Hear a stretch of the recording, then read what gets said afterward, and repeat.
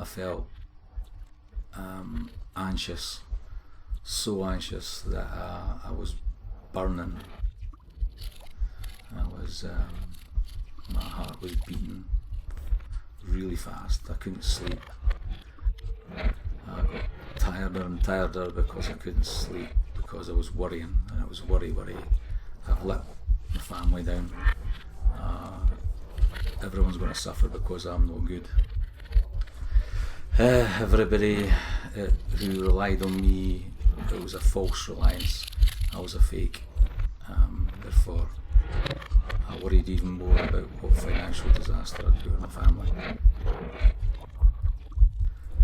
So, anxiety, nervous, energy burning off, lack of sleep. I remember vividly curling up in a ball in the living room floor, howling, not even crying, howling, saying how shit it was. I felt so bad. That's all I could do. I just wanted to be taken away from it all.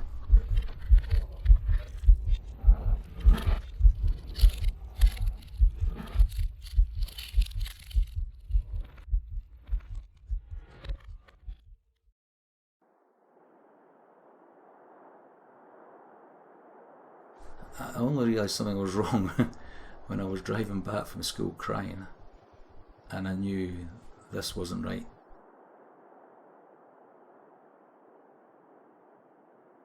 It was a build-up of stress in work and expectations of work, and then finding that I couldn't do it. I wasn't alone, other people were struggling with it, but I just thought, I can't do this. Why? What's wrong with me? Why can't I do it? I'm a failure.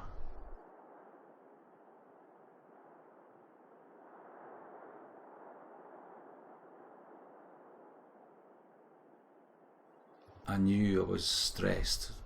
I didn't know I was depressed, and I think it just got worse after that point. There was no stopping it. Once it started, the feelings of negativity about not being good enough, I couldn't stop it.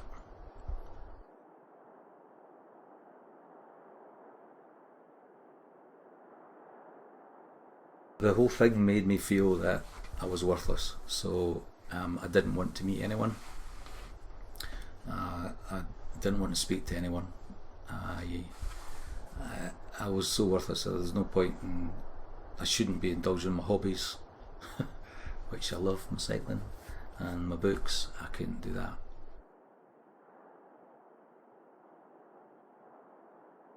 I could see, and now I can, that these are the sort of things I should have kept doing.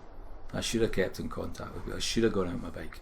I should have gone to the cinema. I should have done this. I just had to hide because I was an embarrassment, and I was a worthless human being. And all the things that laterally I know is how you deal with it. I couldn't.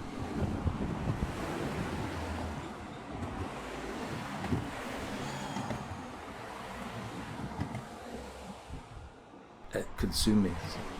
Finding a way to kill myself that nobody would get hurt with. If I didn't want to jump in front of a train in case the train driver had to suffer stroke. I didn't want to hang yourself in the forest because some kid might find you. But I didn't want to kill myself. But I did. And it was not a drama thing. It wasn't attention. Kill myself. It was, I'm a useless piece of shit. I'm no good to anyone. Everybody would be better off without me. Which didn't make sense. No, it doesn't make sense. But I was so desperate. I was so down. I could understand why people would do it.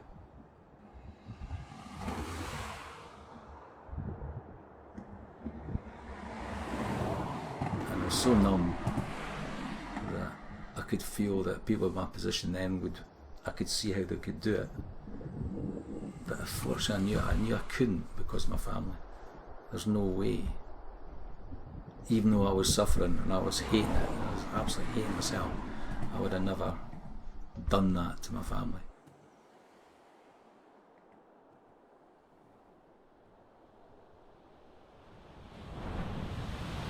I remember a run and actually being on the beach at Kingsbarns and thinking, because it was away from you all and I was having me time, then I reflected, what a fucking great life I had. This is brilliant. I love my family and this is great. I can do this.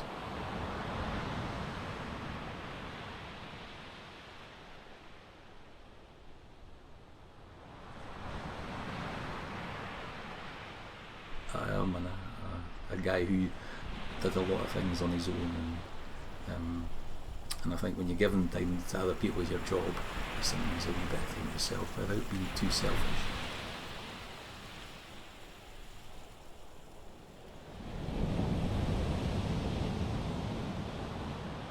But as soon as I got out there and into my stride, which I'm not a great runner, but into my stride the head would clear and then you could just enjoy the experience. You hear the birds, you listen to the sea crashing in, you feel tactile the sand, and experience the people doing that sort of thing. So I could enjoy the surroundings.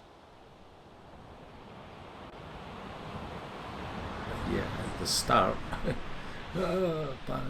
rush, because all it was about timetabling, and at the end, yeah, more relaxed. I could come home and get on with the rest of it.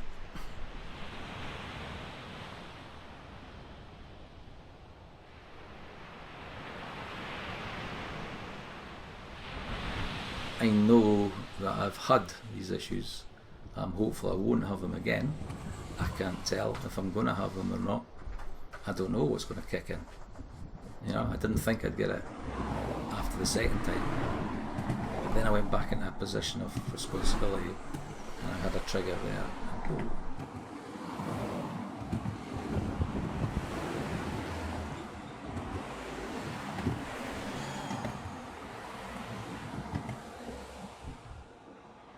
I knew things were happening, and I knew that I didn't want to be ill, and I knew that I should be doing certain things and doing all these different techniques, but I couldn't stop. And that was also a frustrating thing, that to have this experience of 2 big episodes, and then the third one to come again, and know and be aware, because I was awareness of triggers and stresses, and because I couldn't get a grip with that made it worse.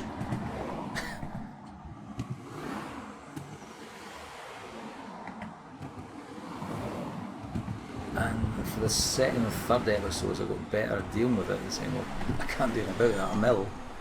If I had a broken leg and I was in a plaster, it's obvious, but because I've got a broken head, it's not obvious to see that I'm ill. I think the last time I was ill was much quicker, because I did get the grip.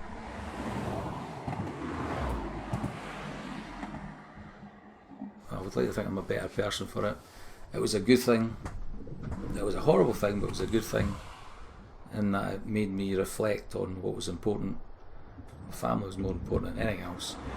What other people think doesn't matter, apart from the ones close to you.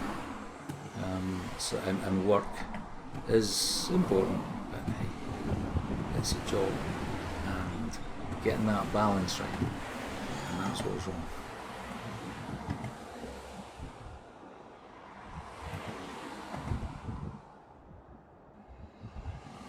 Boys, I don't know exactly what we talked about, and I think they weren't fully aware of just how serious the hell it was, which is brilliant, because we were too young to deal with that at the time, but it's good to talk about now.